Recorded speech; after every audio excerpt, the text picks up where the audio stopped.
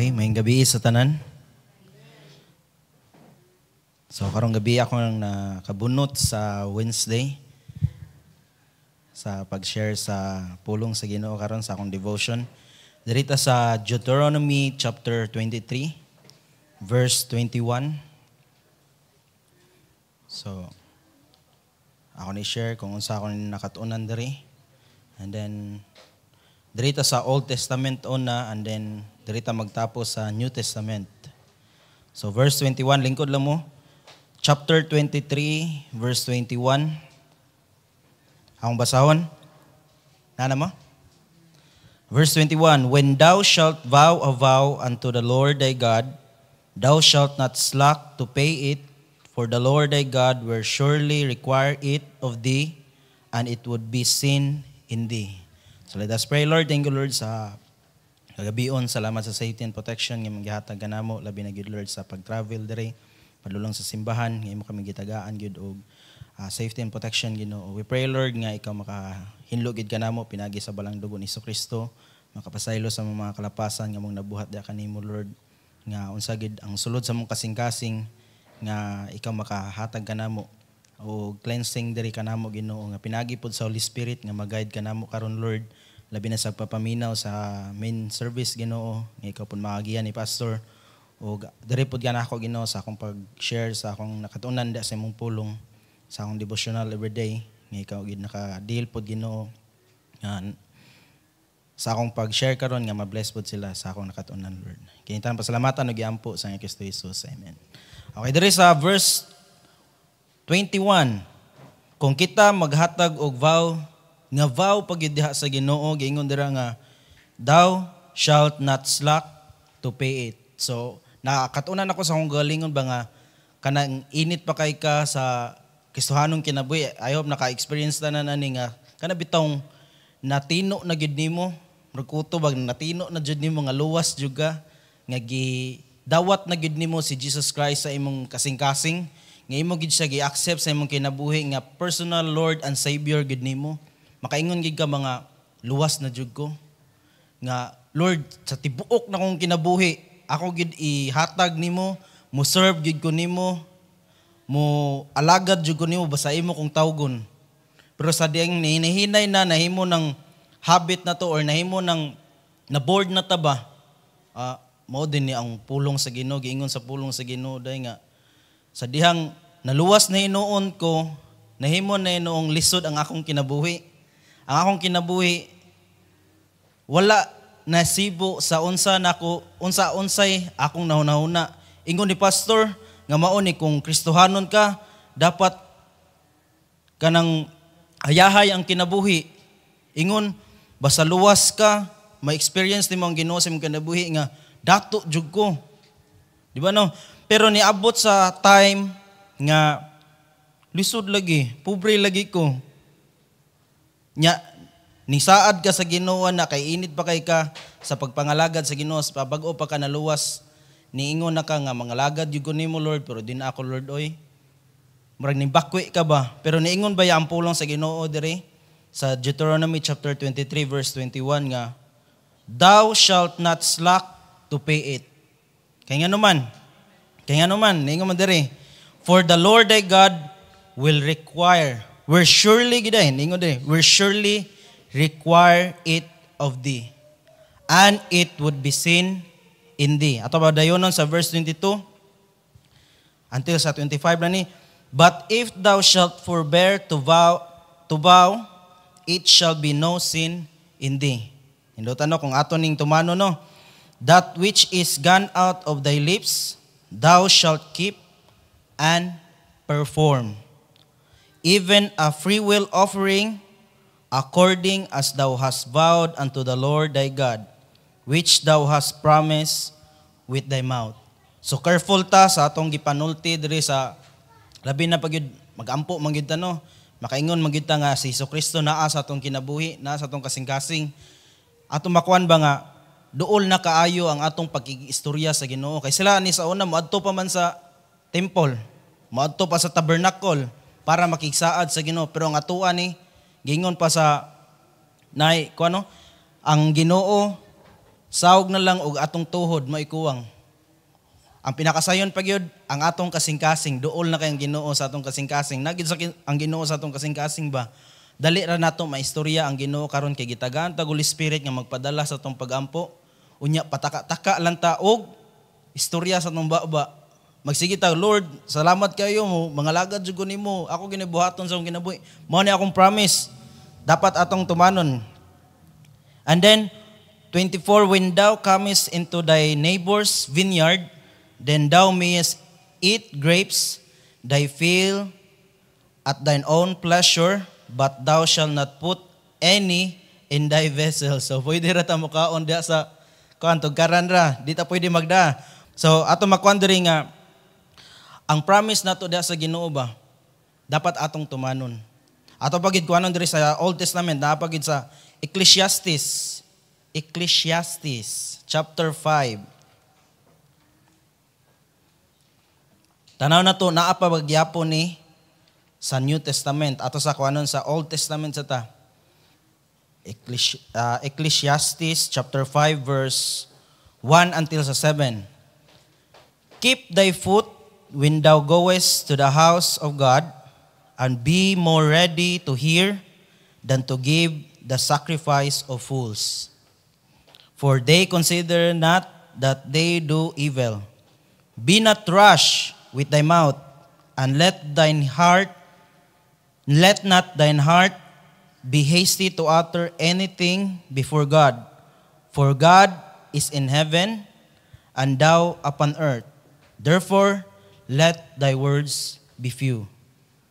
For a dream cometh through the multitude of business, and a fool's voice is known by multitude of words.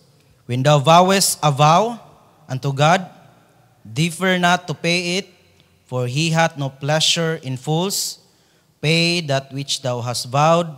Better is it that thou shouldest not vow, than that thou shouldest vow and not pay. So, self-explanatory na kayo. Suffer not thy mouth to cause thy flesh to sin.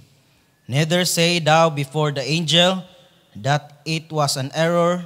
Wherefore, should God be angry at thy voice and destroy the work of thine hands? For in the multitude of dreams and many words, there are also diverse vanity, but fear thou God. So, mamaoragid ni siya sa Deuteronomy chapter 23, no? Nga atong makuanan nga, kung muvaw ta sa Ginoo, ato gid iobligar gid nato atong kaugalingon nga ato gid bayran jud. Kay ang Ginoo naa sa langit, kita naa diri sa yuta lang. Nga madungog gid sa Ginoo ang atong pagampo. And then ako makuanan sa akong galingon ba, daghan na kay ko gisaad sa Ginoo. Nana ba kay natuman? Ako makuan sa akong kaugalingon ba nga bisan pa lang nakatong nawali po ni pastor nga bisan ang tiil lang sa Ginoo, nahimo lang footstool ra gud ni ang kalibutan.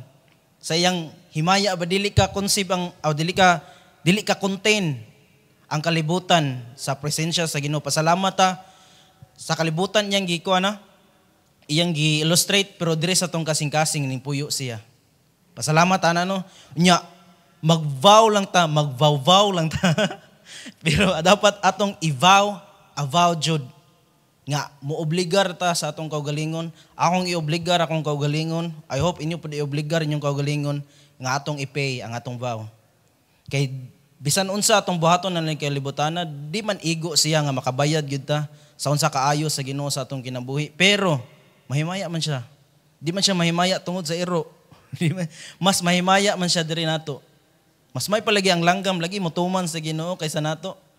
No? Mo pay pa ang mga langgam, mo obey pa ang mga langgam kaysa sa iyang special nga gihimo. Di ba no? Dito sa New Testament, James chapter 1 verse 19. James chapter 1 verse 19.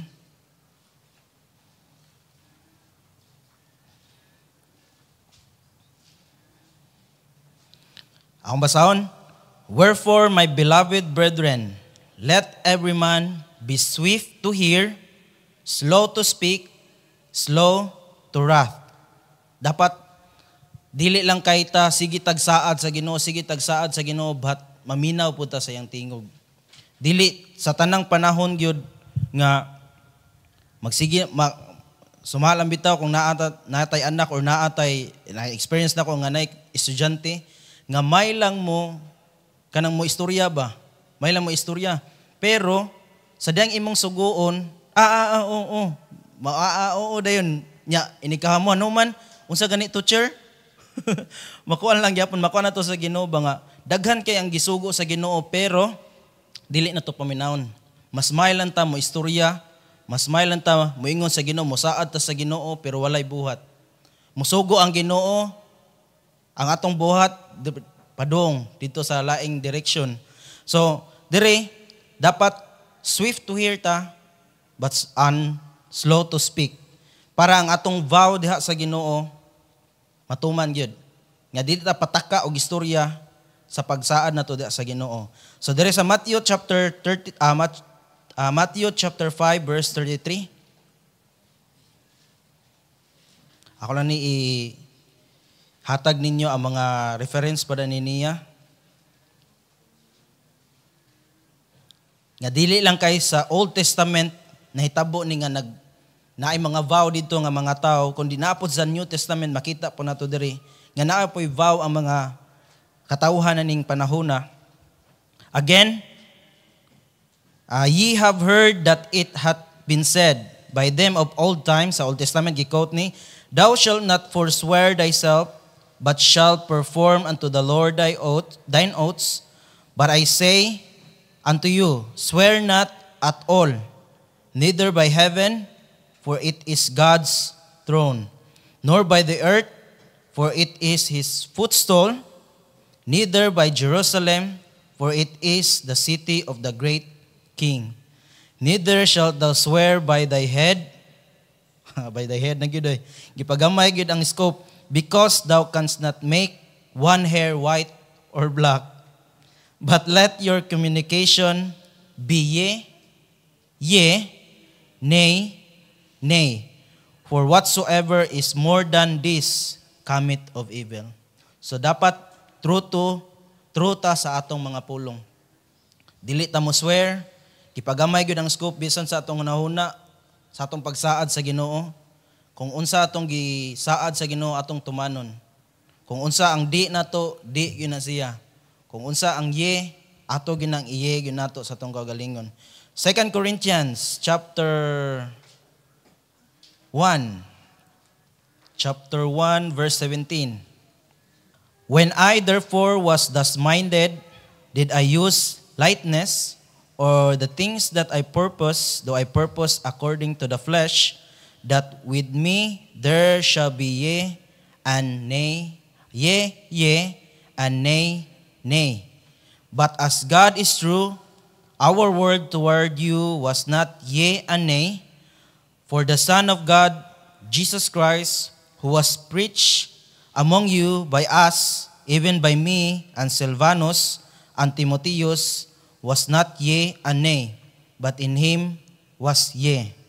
For all the promises of God in him are yea, and in him amen, unto the glory of God by us. So diri sa New Testament, daingon na to diri nga, true sila sa ilang pulong nila. Wala sila nag-ingon nga, ay, musugot ko, ay di na lang oy. Musugot ko, di na lang oy.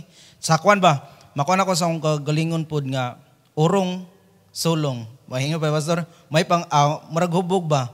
Muabantig usa, muatras og kaduha. So padong dito gyapon sa atras lang gyapon. So makuha ako sa akong galingon nga, na devotional na ako ba nga, kuhan po na ako, ikot-ikutin ako ang, gipangitan ako mga reference pod niya pod ba nga, dili ka lang sa New Testament siya nga na-apply pod siya sa New Testament.